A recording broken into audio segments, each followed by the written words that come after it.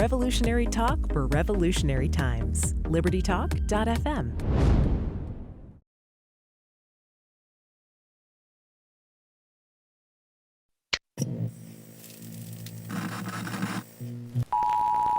Governments need to be willing to do things that are out of their historical perspective, or for the most part, it's really a war footing that we need to be on, and massive mobilization of resources is appropriate to stem the tide of this event. It can happen quickly, a Marshall-type plan.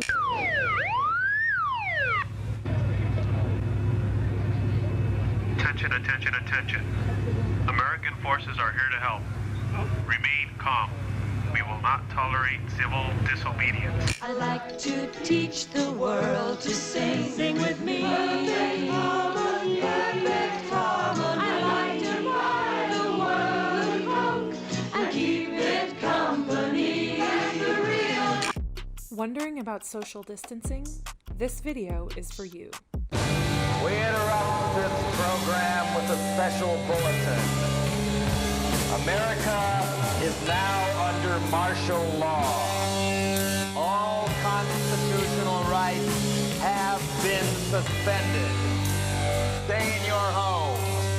Do not attempt to contact loved ones, insurance agents, or attorneys. Shut up. Do not attempt to think, or depression may occur. Stay in your home. Curfew is at 7 p.m. sharp after work. Anyone caught outside the gates of their subdivision sectors after curfew will be shot.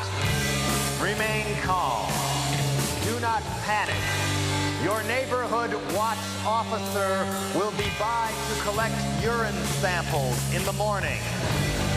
Anyone caught interfering with the collection of urine samples will be shot.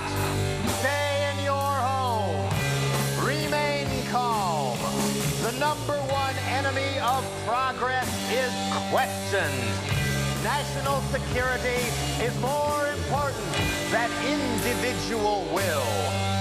All sports broadcasts will proceed as normal. No more than 2 people may gather anywhere without permission.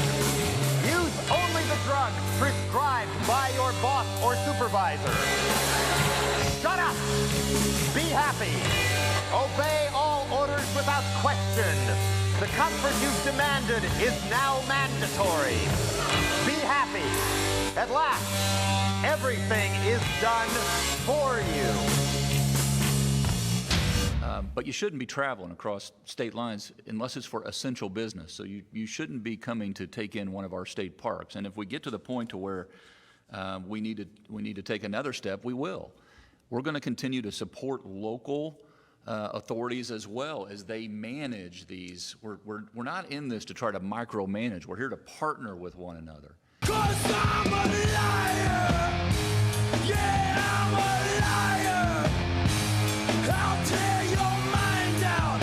I'll burn your soul. And if a local mayor or a town manager sees that folks are congregating at the pier or on the dock or at the clubhouse, that's not what we're about. That's not 10 people. That's not your nuclear family. Your ass is grass. Right. Do you understand? And if I'm you, done with this shit. So, Tell me who be your looking out for parents those are. cops. All right, I will. Get out of our I'll be neighborhood. looking You're out for supposed those to be cops. sheltered in place. Go ahead, put me on social media. You're a little punk. Seriously? Seriously, I called the cops. I can't. What? Okay. I'm so scared. I'm so scared. I'm telling you, this next 2 weeks, we just reported on 34 fatalities today. Can you repeat what you just said, please? Well, last Friday, I received a 7-page document that sort of told me that if I had an 86-year-old patient that had pneumonia but was never tested for COVID-19, but sometime after she came down with pneumonia, we learned that she had been exposed to her son who had no symptoms, but later on was identified with COVID-19, that it would be appropriate to diagnose on the death certificate COVID-19. Now, we've not done that. If someone has the pneumonia after and it's in the middle of a flu epidemic, and I don't have a test on influenza, I don't diagnose influenza on the death certificate. I will say this elderly patient died of pneumonia. I don't mean to interrupt you, but my heart is sinking right now as you're telling me this. You're a doctor. Why in the world would they be sending you out information to fill out death certificates, whether the person's been diagnosed with COVID-19 or not, but then to say in the death certificate this person's death was caused by COVID-19? That does not sound right to me.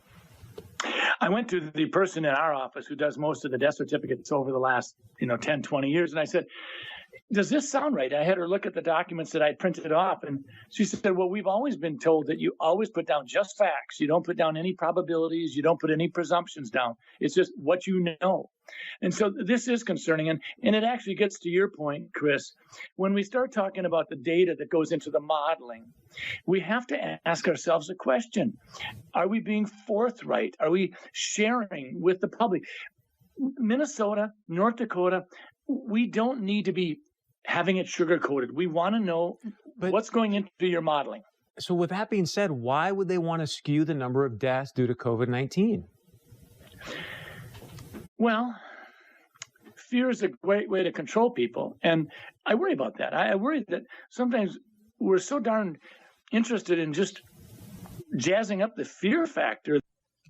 Make a list of your 34 best friends, and then imagine putting a line through them. That's how serious this is. This is not a time for partying. It's a time to hunker down. All I know is that first, you've got to get mad. You've got to say, I'm a human being. God damn it. My life has value. Can't rule